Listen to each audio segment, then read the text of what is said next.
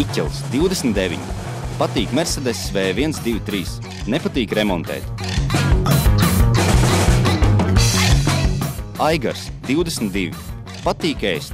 Nepatīk, kad nav ko ēst. Mēs esam dizaina studijā Aesthetic. Un droši vien tāds redzamākais darbs ir viens no mūsu komandas veiksmiem ir Rīgas krēkli. Bet principā mūsu ikdienas darbs paiet strādājot ar dažādiem dizaina pasūtījumiem. Kā mēs sākām Aesthetic trīs cilvēki. Krišjāns un Pēters, kur nav šobrīd šeit, viņi abi mācījās Amerikā. Pēc tam atbrauc atpakaļ, tad mēs sākām izvilkām Aigaru ārā no vidusskolas. Mums pašiem viens no lielākajiem bija projektiem, kad mēs taisījām Latvijas identitāti Expo paviljonu Šankajā.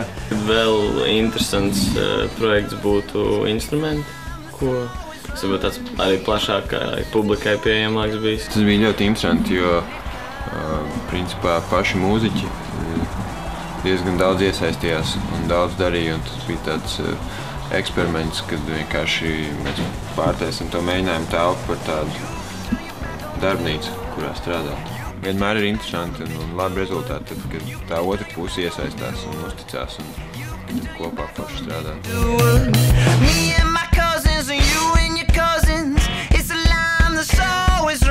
Sākumā mēs viņu uztaisījām, mēs te paši viņu īstenībā drukājām.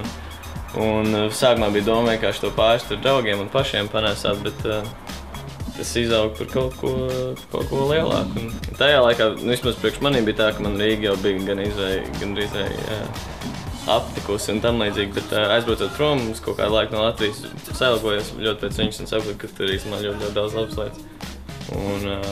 Un tajā mirklī nebija īsti nekas, kā es jau asociētu, teiksim, ar to pilsētu. Mēs uztaisījām pirmos 3-4 krēklus vienā ziemas vakarā šeit pat birojā. Tad kāds nofotografēja un ielika kaut kur internetā. Nē, bija zin kā, mēs vēl nebijām pat uzdrukājuši, man liekas. Un mums bija vienkārši tā kā ideja, ka mēs gribam šādu krēklu uztaisīt. Mēs viņu ielikām plikumā, man liekas. Jā, un principā mēs dabējām. Tajā blogā, un tur bija kaut kādi, lai tā kā atrakst uz e-pastu, ja kāds vēlās. Un mums tajā dienā bija kaut 50 vai 60 cilvēki atrakstīja. Tā kā, labi, pārsteigums liels par to.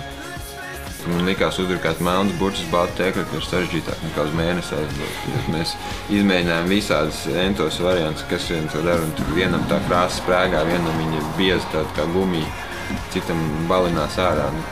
Par cik mēs to dizainu veidojam parasti ļoti tādu, teiksim, vienkāršu un cenšamies viņu patiesīt saprotam, tad tā rezultātā tekstam un burtiem ļoti liela nozīme. Viņi spēlē tā kā ārkārtīgi lielu lomu tādu veidu dizainā. Arī tas Rīgas krēkls, principā, ir tikai burti. Un vienlaicīgi arī tikai ar tiem 4 burtiem var to diezgan dažādi izpildīt. Mēs jau kaut kad pamanījām, kad jau pat ir parādījušās tādas variācijas centrāltirgū ar to pašu tēmu. Un tomēr, lai arī viņi mēģinājuši uztaisīt līdzīgi, protams, tu redzi, ka tas niansēs ir diezgan liela atšķirība. Un, protams, tā no tāluma liekas, tas pats krēkls, tu pieeji tuvāk paskaties. Tur ir atšķirība tādī pat tik vienkāršā lietā kā 4 burtos.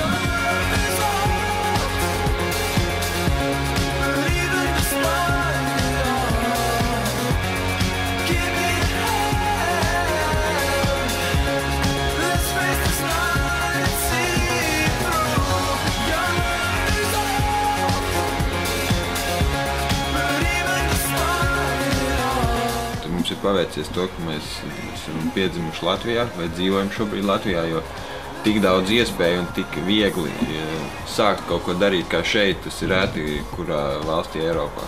Tas mazums, kas mums ir jāizmanto kā plus, tas nozīmē, ka ja tev ir kāda ideja un tu tiešām esi iededzies par viņu, tu salīdzinoši viegli var viņu iesākt un sākt darīt. Un es domāju, ja mēs būtu kādā lielvalstī, tad izveidot dizaina studiju mūsu vecumā un strādāt ar tādiem klientiem nebūtu iespējams. Tam vajadzētu 10-15 gadus uzkrāt pieredzi un atpazīstamību, un tad kāds mums ļaut strādāt ar tādu līmeņu cilvēkiem, kāda mums ir šobrīd iespēja. Ja tu zini, ko tu gribi darīt, un tad tev vienkārši ir jāsņemās un jādara.